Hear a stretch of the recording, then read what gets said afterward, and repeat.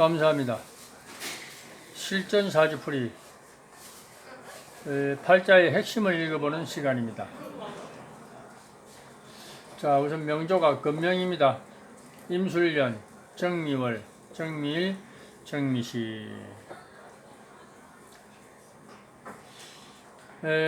이 사주는 아주 단순하게 보면서도 조금 또 신중하게 들여다봐야 되는 그런 사주입니다. 자, 우선 정화가 미월에, 미날에, 미시에, 그것도 천간이 쭉 정화 비견 일색이면은 한마디로 대세는 이미 완전히 정화의 어떤 신강함에 기울어 있습니다. 혹자들이 토가 많아서 누설되는 게, 설기되는 게 많아서 식신격이 아니냐, 뭐 이렇게 또 신약하지 않느냐 이런 사람들도 있을 수 있겠지만도 그건 이제 초보자들이 하는 얘기고, 명리학의 근본은 절기, 자연, 계절, 절기를 아주 신중하게 다루는 학문이기 때문에 그 미라는 것은 오행 육신상으로는 토지만은도 미월, 그 사오미, 남방, 화국을 갈무리하는 그런 글자입니다. 그래서 미토 속에는 지장간의 정월이라는 정화 입장에서 보면 인성과 비견이 꽉 들어차 있습니다.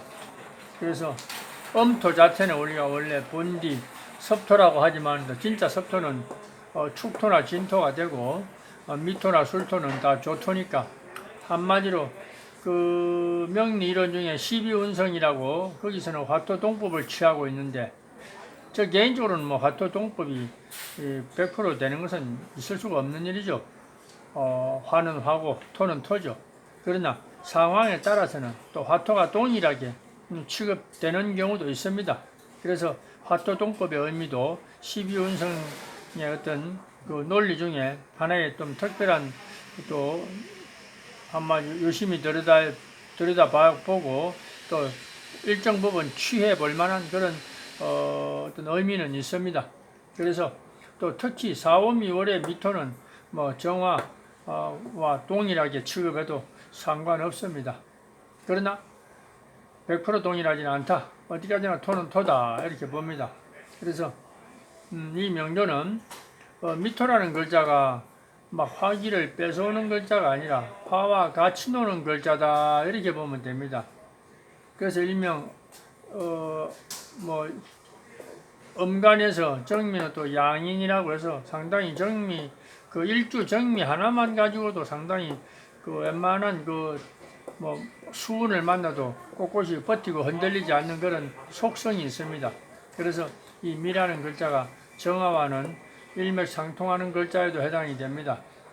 그래서 이 사주는 그냥 신강한 화사주로 봐도 되지만은도 굳이 구분을 하자면 지지에 나란히 연지까지 술토, 미토가 있으니까 화토, 이기격이다. 한마디로 종격으로 보면 종색격이고, 정격의 어떤 의미로 보면은 화토, 이기격이다 이렇게 보면 됩니다. 여기에 있는 임수는 그 염두에 두지 않아도 됩니다. 이 상황에서 뭐 양수가 뭐 조우가 하나 투가 안 돼서 뭐 어쩌고 저쩌고 다 없는 것만도 못한 겁니다. 아예 깨끗하게 없는 게 낫지 어설프게 이렇게 있는 것은 사주를 오히려 탁하게 만드는 겁니다. 그래서 이 운명은 가종, 이게 있기 때문에, 쓸데없이 있기 때문에 가종도 종이니까, 그다음에 뭐 그냥 정격의 신강사주의 식신격이다 이렇게 봐도 뭐 어떻게 보든 상관없습니다.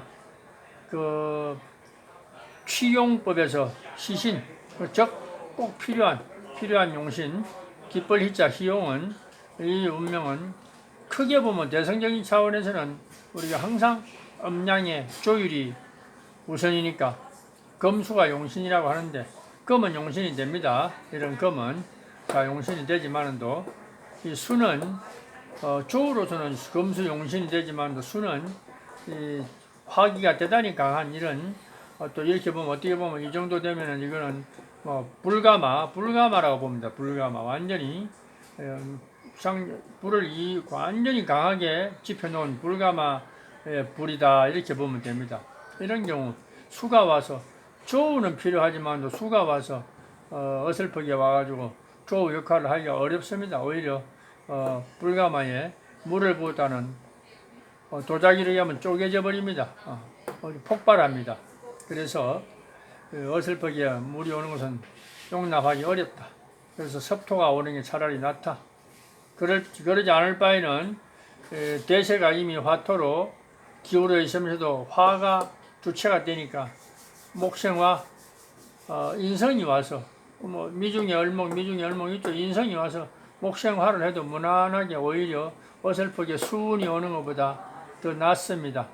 그래서 조우는 분명히 필요해 보이지만도 그렇다고 화가 오면 안 되냐. 오히려 목화가 와서 종격은 원래 세력을 따르는 거니까. 그래서 어설프게 금수가 오는 것보다 목화가 오는 것이 또 깔끔하게 운명의 어떤 기백을 살려주는 그런 의미가 있다. 그렇습니다. 그런 차원에서 지금부터 들어오는 올해 이민년부터 들어오는 임묘진 사오미운이 이 주인공한테는 분명히 어떤 새로운 전화위복의 발복의 계기가 될 겁니다.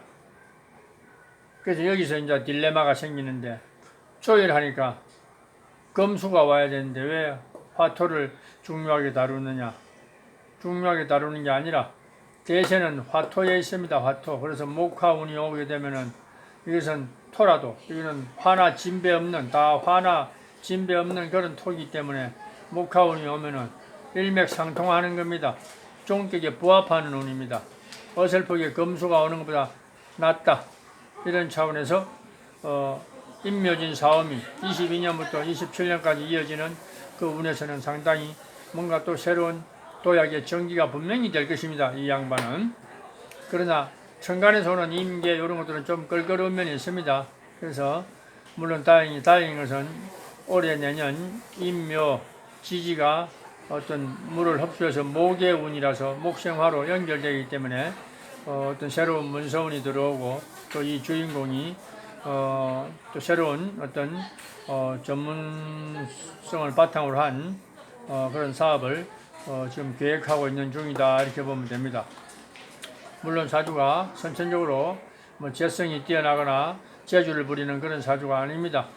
어떤 단순한 사주이기 때문에 특기, 마인드, 노하우 그런 거 없이 사업하면 절대 안 된다라는 거. 한마디로 유형이든 무형이든 기술을 가지고 있어야 된다 이렇게 봅니다.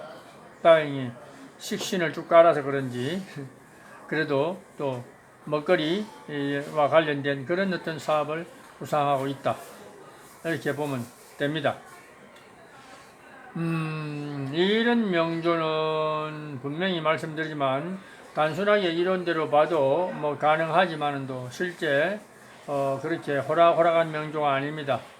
임상 경험이 상당히 있어야지만이 사주를 어느 정도 분별할 수 있는, 그리고 또 용신을, 운세를, 운세의 기륭을 분별할 줄 아는 그런 어떤 안목이 생깁니다. 그러나 분명히 임상 경험이 충분한 사람만이 좀 이런 명조를 어떤 구분할 수 있는 그런 능력이 생기지. 이런마 가지고 이렇게 가타부타 하면은 어떤 오리무중 상태에 빠지기 쉬운 그런 명조가 됩니다.